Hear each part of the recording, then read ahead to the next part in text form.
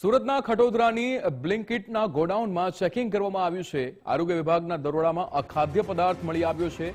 દરોડા દરમિયાન ખાદ્ય પદાર્થોમાં જીવાત ગંદકી મળી આવી છે, ત્યારે નોટિસ આપીને ₹11,000નો દંડ પણ ફટકારવામાં આવ્યો છે।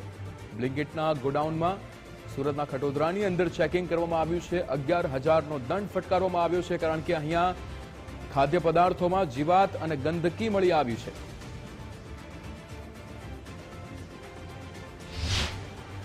બ્લિંકિટમાં કાર્યવાહી કરવામાં આવી અને પેનલ્ટી ₹11,000 કરવામાં આવી, નોટિસ આપવામાં આવી અને એની અંદર અમારી ઉધના ઝોનની ટીમ અને ફૂડ ખાતાના ઇન્સ્પેક્ટર અને ડૉક્ટર કિંજલ પટેલ સાહેબ તેમજ ડૉક્ટર દિનેશ પટેલ સાહેબ અને ચીફ એસઆઈ શ્રી ઉમેશ પટેલ સાહેબ અને તમામ ઉધના ઝોનના અમારા એસઆઈ અને એસએસઆઈની હાજરીમાં કાર્યવાહી કરવામાં આવી। કેવા પ્રકારની બેદરકારી જોવા મળી?